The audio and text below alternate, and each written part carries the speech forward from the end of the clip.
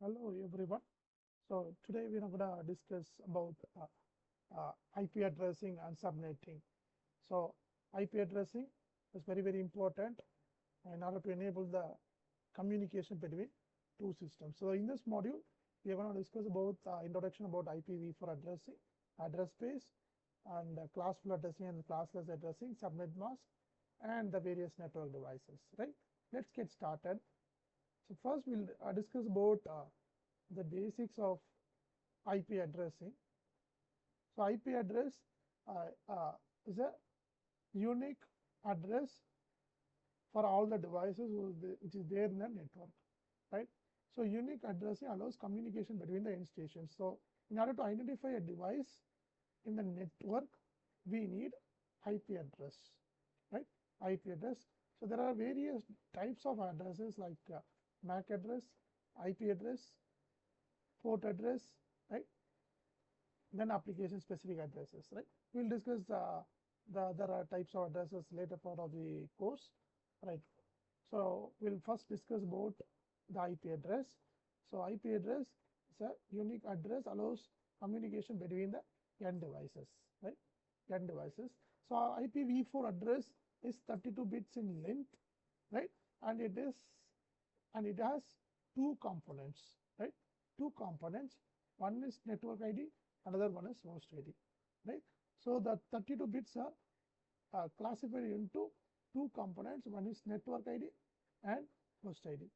So IPv4 address is also called as dotted decimal notation.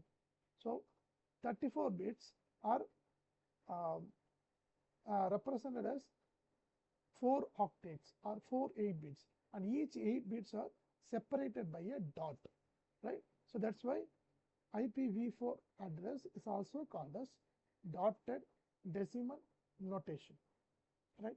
Dotted decimal notation. So in IPv4 address, we have two types of addressing: classful addressing and classless addressing, right? So in classful addressing, we have 5 classes of IP address, right? Class A, class B, class C, class D, and class E, right? So, uh, so based on the network ID, right? Network ID, you can identify whether the IP address belongs to class A, class B, or class C, or class D, or class C, right? So for that, you have to look into the first octet or the leftmost 8 bits of a network uh, IP address, right? Network ID or IP address. So, so as I said, the 32 bits are divided into 4 8 bytes, right? 4 bytes, and each bytes are separated by a dot, right?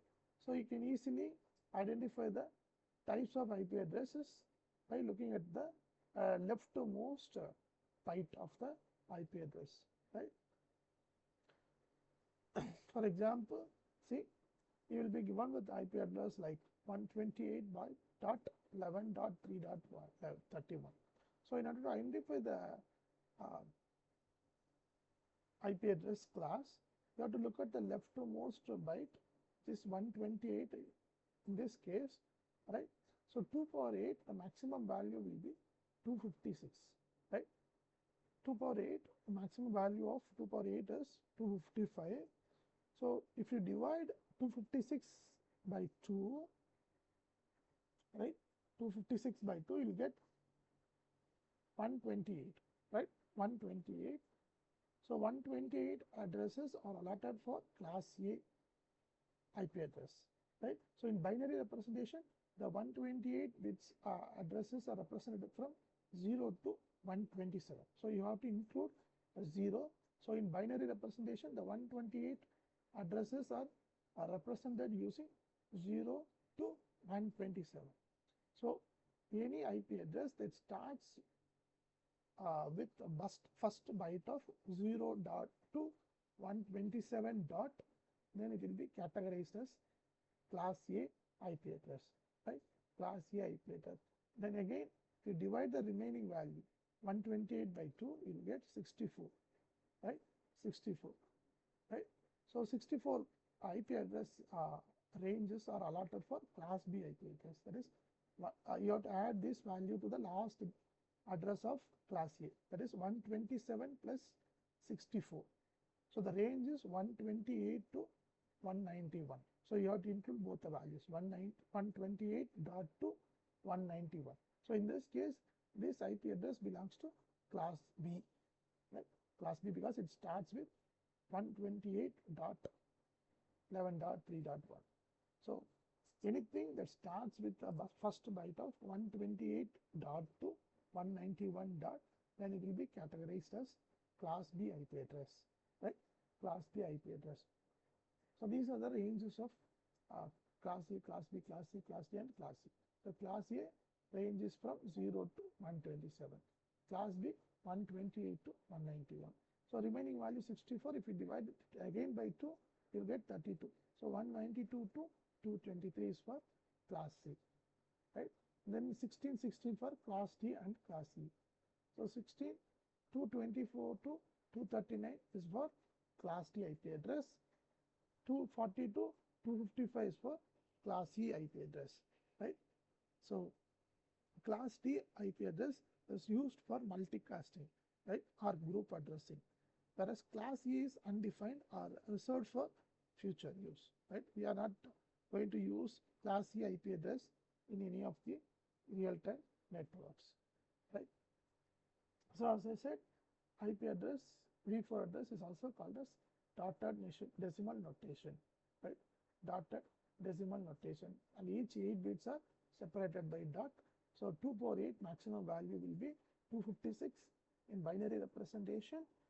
The maximum value is from 0 to 255. That's why the maximum value are represented as 255 here. So the maximum value, if you enable all the bits, you'll get maximum value of 255, 255, 255, right? 255, 255, 255. So another difference between class A, B, C, and D is that the number of bytes used for network ID and host ID.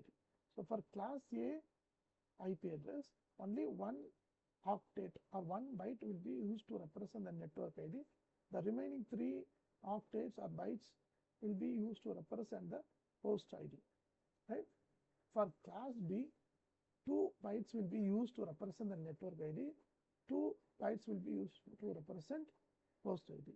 For class C, 3 bytes will be used to represent network ID, and only 1 byte will be used to represent the host ID. There is no such separation for class D and class C.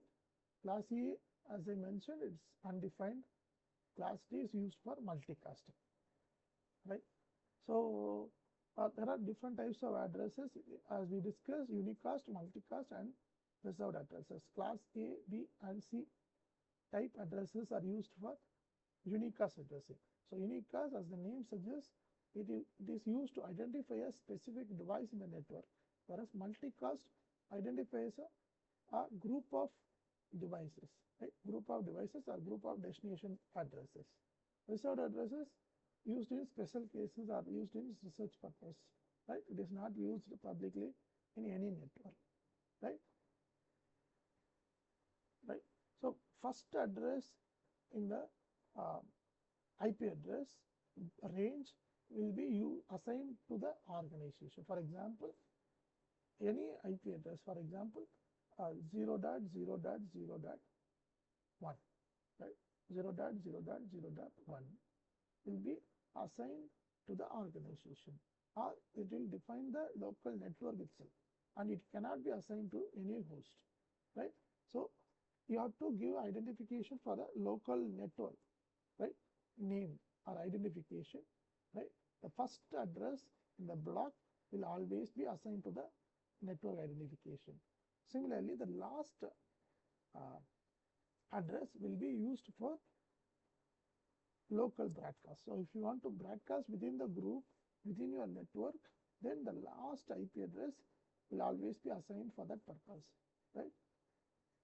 So these are all some important parameters, basics of IP address v4.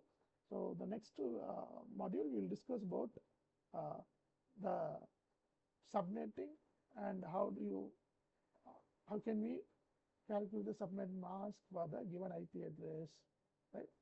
So thank you everyone. If you have any questions, comment in the video below.